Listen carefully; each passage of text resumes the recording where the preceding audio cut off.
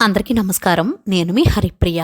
Welcome to my channel. ఇవాల్టి వీడియోలో ఈ 2025 సంవత్సరంలో మాఘ గుప్త శ్యామలా నవరాత్రులు ఎప్పటి నుంచి ప్రారంభమై ఎప్పటితో ముగుస్తున్నాయి, ఏ ఏ రోజుల్లో ఏ నామంతో అమ్మవారిని కొలిచి పూజించాలి, అమ్మవారిని ఏ మంత్రంతో జపించాలి, ఈ నవరాత్రి పూజల వలన మనకు కలిగే ఫలితాలు ఏమిటి, ఉద్వాసన ఏ రోజున చెప్పాలి, ఇలాంటి పూర్తి విషయాలను ఇవాల్టి వీడియోలో చాలా డీటెయిల్డ్గా తెలుసుకుందాం.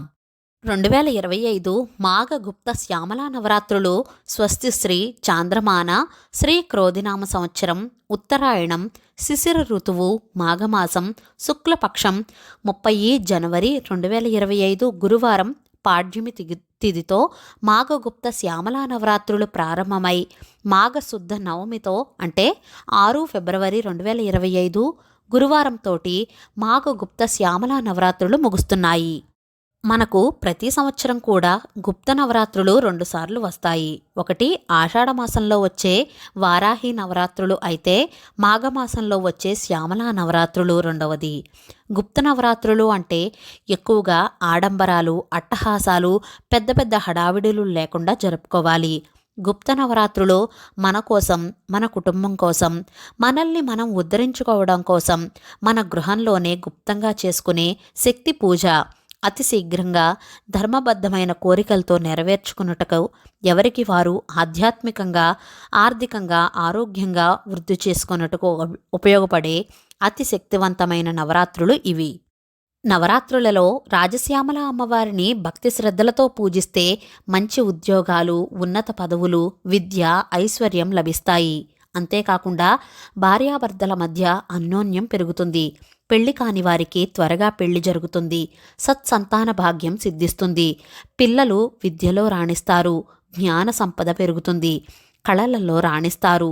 నవరాత్రులలో అమ్మవారిని దుర్గాదేవి రూపాలు అయినటువంటి నవదుర్గ రూపంలో పూజిస్తారు కొంతమంది శ్యామలాదేవి 9 రూపాలను కూడా కొలుస్తారు.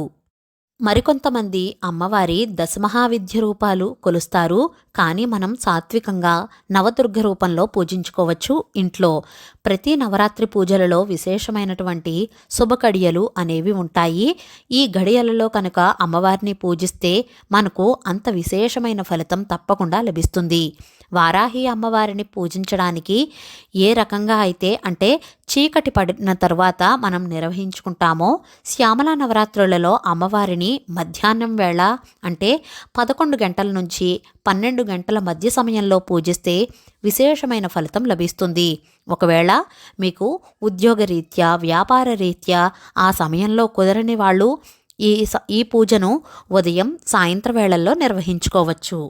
మాఘగుప్త శ్యామలా నవరాత్రులలో మొదటి రోజు అంటే శుక్ల పాడ్యమి తిథి ప్రారంభం 29 జనవరి 2025 బుధవారం సాయంత్రం 6:53 నుంచి 30 జనవరి 2025 గురువారం సాయంత్రం 5:49 వరకు పాడ్యమి తిథి ఉంది. నవరాత్రి మొదటి రోజు పూజను నిర్వహించుకోవలసిన తేదీ 30 జనవరి 2025 గురువారం రోజున. ఈ రోజు నుంచి నవరాత్రి పూజను ప్రారంభించుకోవాలి.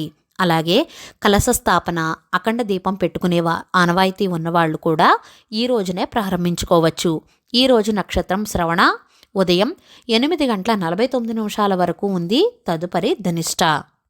మాఘగుప్త శ్యామలా నవరాత్రులలో రెండవ రోజు శుద్ధ విదియ 30 జనవరి 2025 గురువారం సాయంత్రం 5:50 నుంచి 31 జనవరి 2025 శుక్రవారం సాయంత్రం 4:20 వరకు విదియా తిథి ముగుస్తుంది.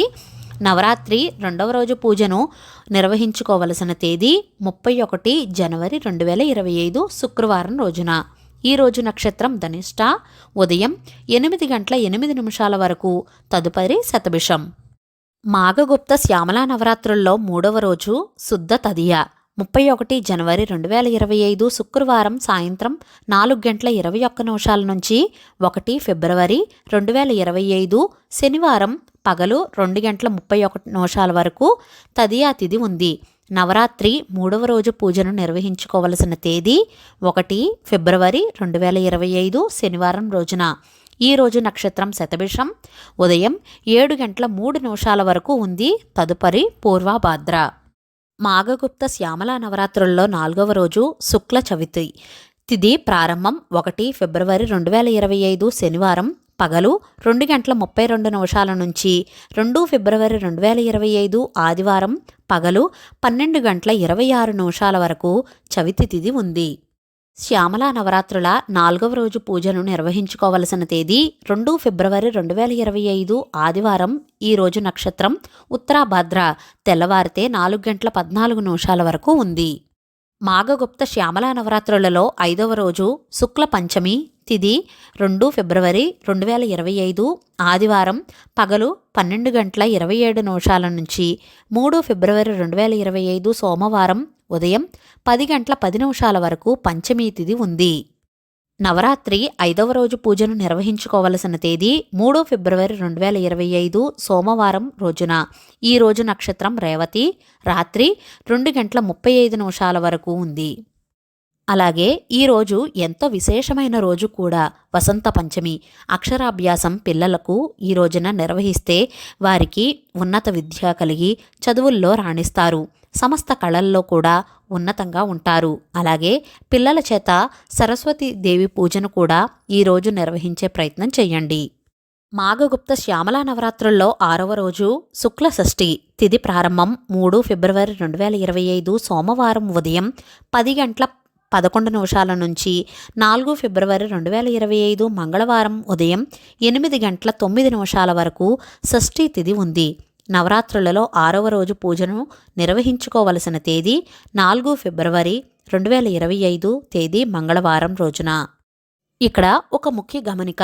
నేను ఇందాక చెప్పిన విధంగా శ్యామలా నవరాత్రులు ఎవరైతే మధ్యాహ్న సమయంలో నిర్వహించుకుంటారో వారు షష్ఠీ తిథి పూజను 3 ఫిబ్రవరి 2025 సోమవారం రోజున పంచమి పూజతో కలిపి షష్ఠీ పూజను కూడా నిర్వహించుకోవాలి.